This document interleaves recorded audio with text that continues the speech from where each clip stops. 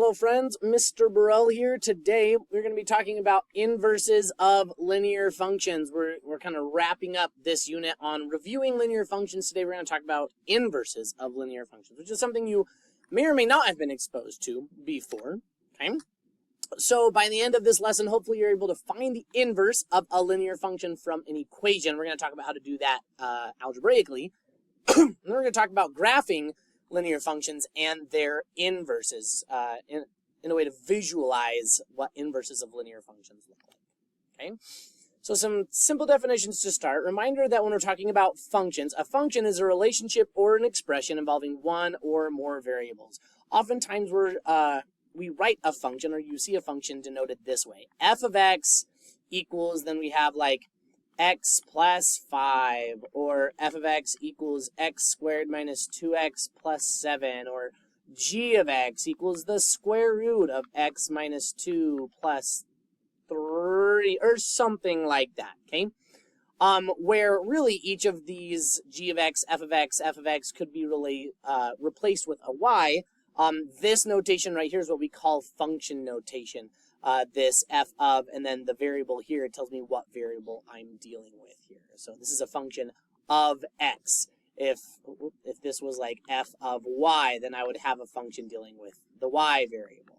Okay?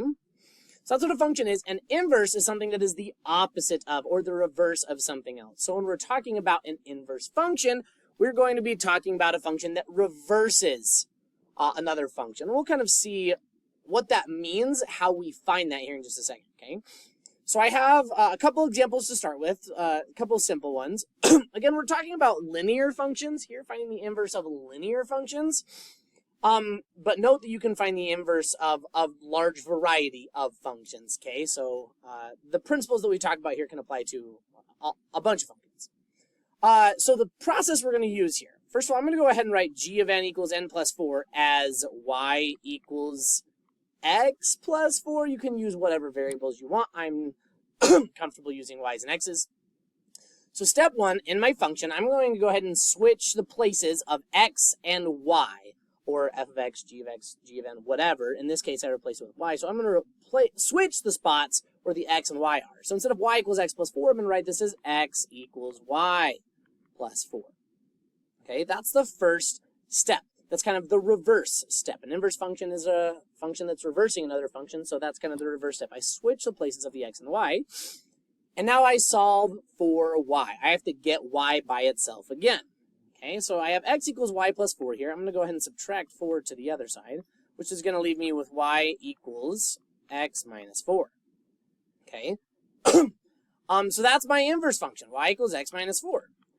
Note that oftentimes inverse functions are noted with this notation right here. So if g of n equals n plus 4, then the inverse function would be written like this. G kind of looks like an exponent of negative 1. The inverse of g of n equals n minus 4. So, again, I just went ahead and replaced the variables back to like g's and n's there. So that's my inverse function. Okay, that's how I find an inverse. I switch the places of the independent and dependent variables. In this case, I chose x and y. And then resolve for y, okay? So let's take a look at example number 2. So g of x equals negative 5x plus 2. I'm going to go ahead and write that as y equals negative 5x plus 2. I'm going to start by switching the places of the x's and the y's. So I'm going to write this as x equals negative 5y plus 2. Okay? Notice that the y's and the x's switched places, not the negative 5. The negative 5 didn't like come for a ride with the x. Just the variables switch places. And I'm going to go ahead and solve for y. So I'm going to go ahead and subtract 2 to the other side. That's going to give me x minus 2 equals negative 5y. And then I'm going to divide by negative 5. So I'm going to divide by negative 5 on both sides, which is going to leave me with, I'm going to write it this way, y equals x minus 2 over negative 5. Okay? So if I were to write that in inverse notation, the inverse of g of x is x minus 2 over negative 5.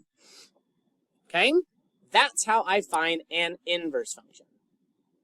Let's look at a couple maybe more exciting examples. We've got some fractions going on. So here I have g of n equals 4 plus 7/2 n.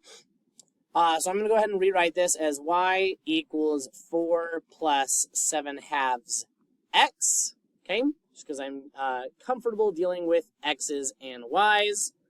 So I have my dependent variable, my independent variable. So first step is I'm going to switch the places of the x and the y. So x equals 4 plus 7 halves y. Okay, so let me go ahead and solve for y. I'm going to subtract 4 to the other side, giving me x minus 4 equals 7 halves y. Then how do I get rid of that 7 halves that's being multiplied by y? Well, one thing I could do is I could multiply by 2 and then divide by 7. That would get rid of the 7 halves. Or another way you can think about that is multiplying by 2 sevenths, because 7 halves times 2 sevenths, multiplying by the reciprocal, that's going to cancel out. Then I'll multiply this whole side by 2 sevenths. Okay, so I'll multiply both sides by 2 sevenths, leaving me with y equals 2 sevenths times x minus 4. Okay?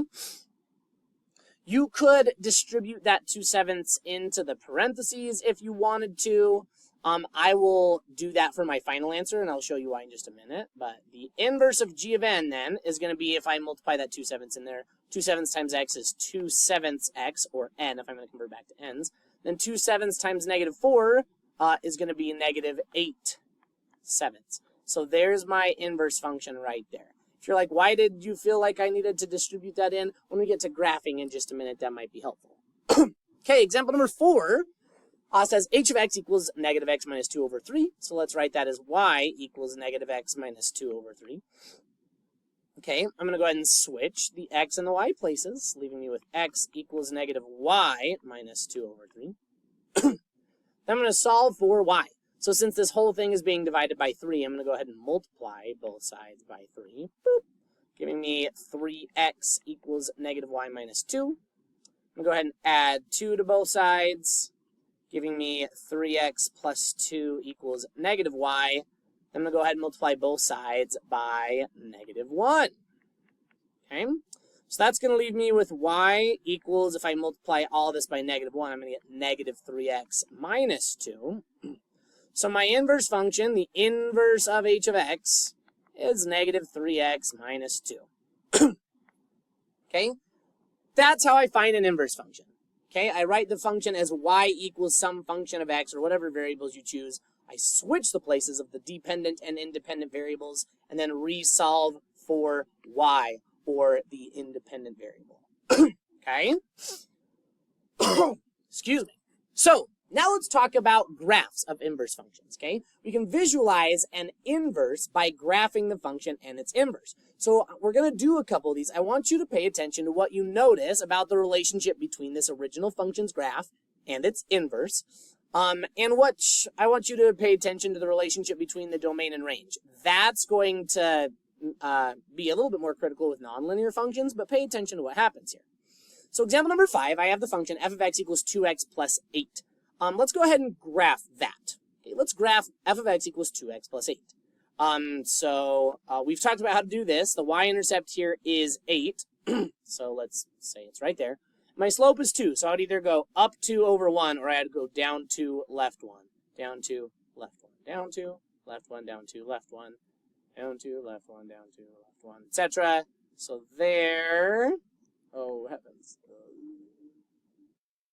That's a little bit better. There's f of x, okay? Now to find the inverse, I'm going to go ahead and write this as y equals 2x plus 8, and then switch the x and the y places. So I'm going to have x equals 2y plus 8. I'm going to quickly solve for y here. I'm going to minus 8 to the other side, giving me x minus 8 equals 2y. I'm going to divide by 2 on both sides, giving me y equals x minus 8 over 2, or let me go ahead and write this as x over 2 minus 8 over 2 is 4. The reason I'm going to split this into two separate kind of fractions here is because now this is in point slope form. When we see a line like this, y equals mx plus b, we know how to graph that, okay? So if I have this inverse function, x over 2 minus 4, which I could visualize this as 1/2 x if you want to use that number for the slope. It means my y-intercept is negative 4, okay, boop. My slope is 1/2, so I go up 1 over 2, up 1 over 2, up 1 over 2, up 1 over 2, down 1, left 2, down 1, left 2. There's my line. okay? So before I talk about the relationship between those two, let's do example number 6, okay? Pay attention to this graph. Let's do example number 6, see if we can figure out what's going on here. So h of x equals -2 plus 2/3 x, okay? This is the y-intercept, this is the slope. So my y-intercept is -2, my slope is up 2 over 3, down to left 3, down to left 3. Actually, I want to change that back to red, so I have my original functions in red. There's my original function. Okay, now let's find the inverse. So this is y equals -2 plus 2/3 x. Let's switch the x and the y places. So I have x equals -2 plus 2/3 y. Now let's solve for y. I'm going to go ahead and add 2 to both sides, giving me x plus 2 equals 2/3 y. To undo multiplying by 2/3, I'm going to multiply by 3/2 on both sides. Boop, boop. Which is going to leave me with y equals, or the inverse of h of x equals, let's see, 3/2 times x is 3/2 x. 3/2 times 2 is just 3. Okay. So I'm going to have y-intercept of 3. Let me change colors here. A y-intercept of 3. And a slope of 3/2. So up 3 over 2. Down 3, left 2, down 3, left 2, down 3, left 2. Oh, interesting. Okay. There's my inverse function. Okay. So let's take note of what we notice happening here. Okay. Note a couple things about each of these functions. First of all, with example number 5, note that the y-intercept for this function was 8, and the x-intercept of its inverse is 8. Note that the original function's x-intercept is -4, and the inverse function's y-intercept is -4. Okay? Note if I were to keep drawing both of these lines, they would cross at a point that's on this line right here. Okay, this perfect diagonal line, this perfect diagonal line is the line y equals x, and we'll notice that a function its inverse will always intersect on that line. Okay, over on this function right here, notice that this y-intercept is the same as this x-intercept. This y-intercept is the same as this x-intercept, and notice that where they touch, where they cross down here, where they intersect, is on this y equals x diagonal line. Okay. Also note, if I were to pick these graphs up off the paper and fold them perfectly along this diagonal line, the function's graph and its inverse would fall on top of each other perfectly, exactly. So those are some of the characteristics that you'll see between a function and its inverse. We're doing linear functions here, but it'll be the same for any inverse function, okay? They are reflective over the y equals x diagonal line, okay? If I take any point on this graph, this point right here is -1, 6, and I switch them, if I flip the x and the y values, I'm going to get a point on the inverse graph, okay? Those are characteristics of inverse functions. Pretty cool, pretty unique, okay? So let's do just a couple more examples. This example right here gives me 2 different graphs, 2 different functions, okay? And I'm going to graph each of them and determine if they are inverses just from looking at the graph. So I have f of x equals 1/2 x plus 5/2, okay? 5/2, that's 2.5, so that's going to be right here. So I'm going to go up 1 over 2, up 1 over 2, up 1 over 2, up 1 over 2, up 1 over 2, up 1 over 2, down 1, left 2, down 1, left 2, down 1, left 2, down 1, left 2, etc., etc. There is my first function, f of x. Okay, this is f of x. Let's graph g of x in a different color, 2x minus 5. So here's -5. Oops. -5, I'm going to go up 2 over 1, up 2 over 1, up 2 over 1, up 2 over 1, up 2 over, up 2 over 1, up 2 over 1, down 2, left 1, down 2, left 1. So here's my new function. Oh, that was not great. Good enough, okay? So let's knowing what we know about some of the inverse function properties, let's determine from my rough graph here if these two functions are inverses. First of all, if I were to draw a y equals x diagonal line, what do you think looking at these two graphs? Does it look like those two lines reflect over that diagonal line? To me, it does. Okay, let's take a look at some of the x and y intercept points. For example, right here on this graph, I have a y-intercept of -5, or sorry, an x-intercept of -5. It looks to me that the blue function has a y-intercept of -5. This y-intercept for the red graph is like 2.5. It looks to me, again, my graph's not perfect, but it looks to me that the x-intercept is 2.5, okay?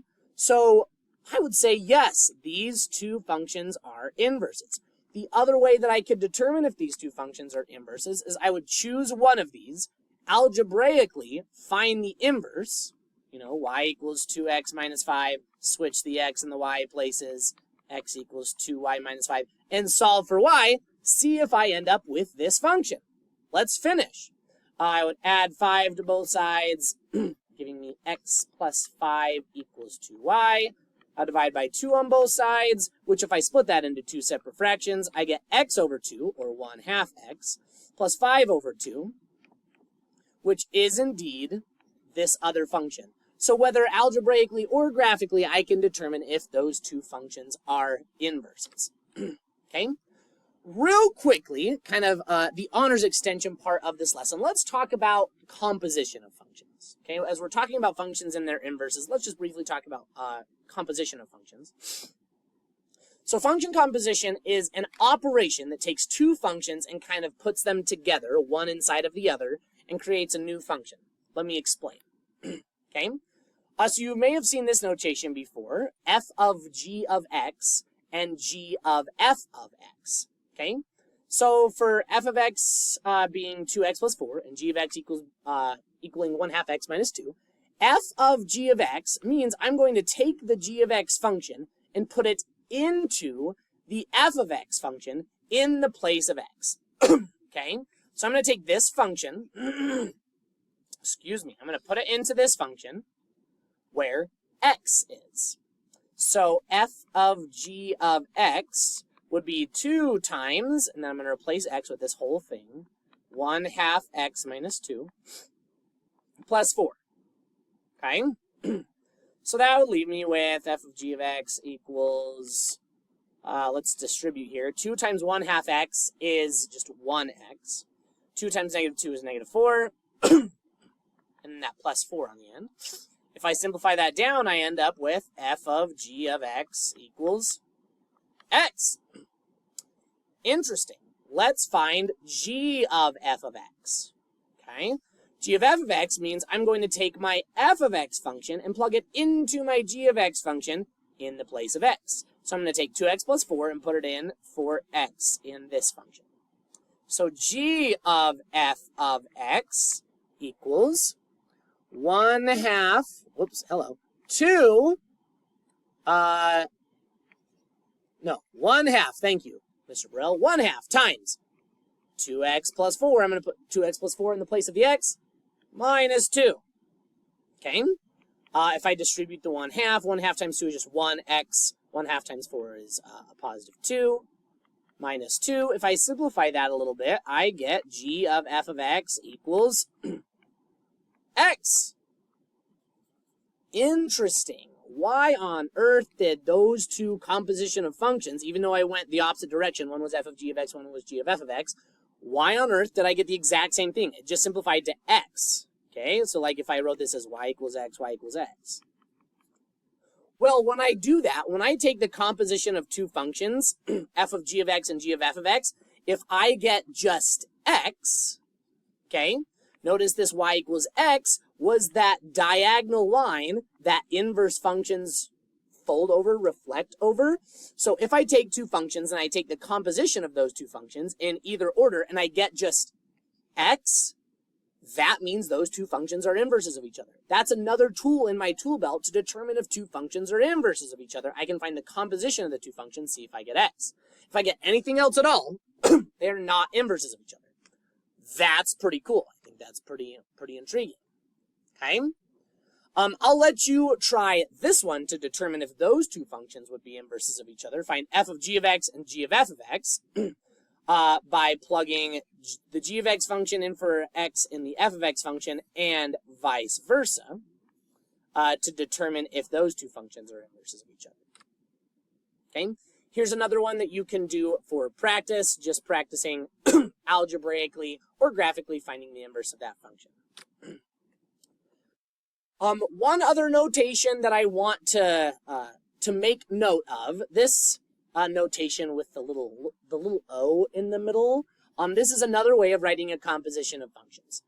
This is the same thing as writing g of h of n. Okay, you can kind of think of this as like a little O for the O. G of h of n. So that's the same way as writing the notation that I did before. So if I had FOG, sometimes I see that as, like, people will read that as fog of x. That's the same thing as writing f of g of x. I put the g function into the f function. Okay.